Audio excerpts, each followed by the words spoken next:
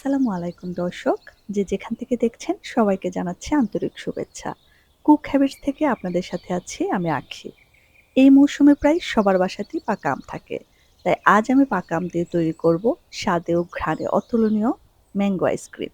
যেসব বাচ্চারা আম খেতে চায় না তাদেরকে এরকম আম দিয়ে আইসক্রিম তৈরি করে দিলে কিন্তু খুবই পছন্দ করে খাবে। আর এই টেস্ট কিন্তু নামি দামি কোনো ব্র্যান্ডের আইসক্রিমের থেকে কোনো অংশেই কম নয়। শুধুমাত্র ৩টি উপকরণ ইউজ করেই বানিয়ে নেওয়া যায়। আশা করছি আজকের রেসিপি সবার ভালো লাগবে।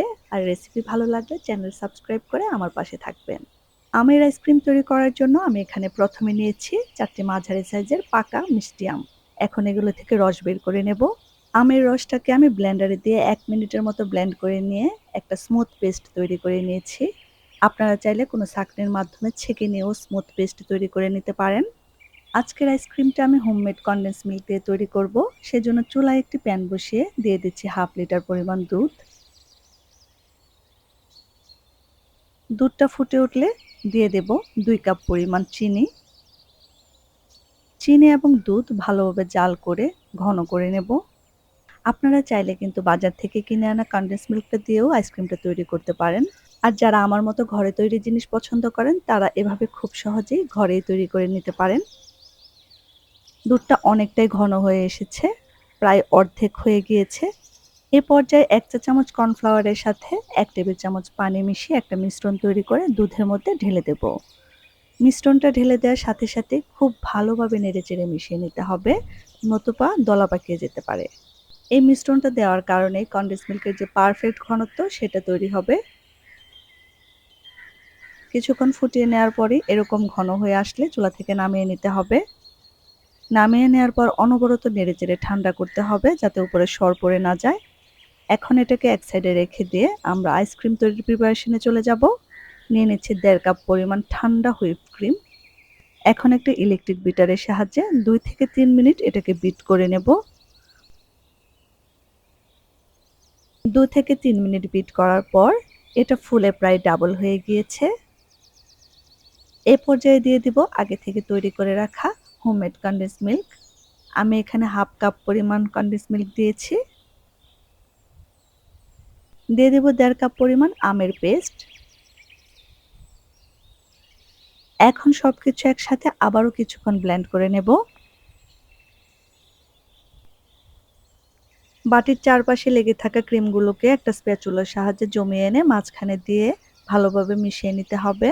কারণ ব্লেন্ড করার সময় অনেক ক্রিম বাটির চারপাশে ছড়িয়ে ছিটিয়ে লেগে যায়। আর ব্লেন্ড করার সময় মাঝখানের অংশটাতেই ভালোভাবে ব্লেন্ড করা যায়, চারপাশের ক্রিমগুলোকে ভালোভাবে ব্লেন্ড করা যায় না। তাই চারপাশের ক্রিমগুলোকেও মাঝখানে এনে ভালোভাবে মিশিয়ে নিতে হবে। আমার এটা ব্লেন্ড করা হয়ে গেছে। এখন 1 কাপ পরিমাণ ছোট করে কেটে রাখা আমের টুকরো এর মধ্যে মিশিয়ে নেব। এতে করে আইসক্রিমটা খেতে কিন্তু আরো অনেক বেশি ইয়াম্মি লাগবে। মূলত আমের এই আইসক্রিমটা কিন্তু অনেক বেশি ফ্লেভারফুল হয়ে থাকে। আর খাওয়ার সময় যখন এই আমের টুকরোগুলো দাঁতের নিচে পড়বে তখন কি যে টেস্ট লাগে আসলে তৈরি করে না খেলে বুঝতে পারবেন না। আমি একটা কাচের বাটিতে আইসক্রিমটাকে সেট করে নিচ্ছি। আপনারা চাইলে যেকোনো বাটিতে অথবা বক্সের মধ্যে আইসক্রিমটাকে সেট করে নিতে পারেন। একটা স্প্যাচুলার সাহায্যে উপরটা এভাবে সমান করে নিতে হবে। তারপর হালকা হাতে এভাবে ঝাঁকিয়ে নিলে উপরটা খুব সুন্দরভাবে সমান হয়ে যাবে। আমি উপর দিক থেকেও কিছু আমের কুচি ছড়িয়ে দিচ্ছি, এতে করে আইসক্রিমটা দেখতে আকর্ষণীয় লাগবে। এখন একটা প্লাস্টিক র্যাপারের সাহায্যে এভাবে উপরটা ভালোভাবে র্যাপ করে দিব, এতে করে আইসক্রিমের উপরে বরফ জমবে না। এখন এটাকে ডিপ ফ্রিজে রেখে দেব 8 থেকে 10 ঘন্টার জন্য। ভালো হয় যদি সারা রাতের জন্য রেখে দেওয়া যায়। সারা রাত রেখে দেওয়ার পর আইসক্রিমটাকে আমি ফ্রিজ থেকে বের করে নিয়েছি। আইসক্রিমটা কিন্তু খুবই পারফেক্টভাবে জমে গিয়েছে, আর প্লাস্টিক র্যাপার দিয়ে র্যাপ করে রাখার কারণে উপরে বরফও জমে যায়নি। এখন আইসক্রিমটাকে আমি স্কুপ করে দেখিয়ে দিচ্ছি এটা ঠিক কতটা পারফেক্ট হয়েছে। দেখে নিশ্চয়ই বুঝতে পারছেন আইসক্রিমটা ঠিক কতটা পারফেক্ট হয়েছে। এটা দেখতে যেমন পারফেক্ট হয়েছে, খেতেও কিন্তু একদম পারফেক্ট হয়েছে। আর আমি তো নিজে বানিয়ে নিজেই এর ফ্যান হয়ে গিয়েছি। আপনি যদি কাউকে এটা একবার তৈরি করে খাওয়ান তাহলে সেও কিন্তু আপনার ফ্যান হয়ে যাবে। আশা করছি আজকের রেসিপি সবার ভালো লেগেছে। আর রেসিপি ভালো লাগলে এরকম আরো সুন্দর আর সহজ রেসিপি পেতে আমার চ্যানেলটি সাবস্ক্রাইব করতে পারেন অথবা আমার ফেসবুক পেজটি ফলো করতে পারেন।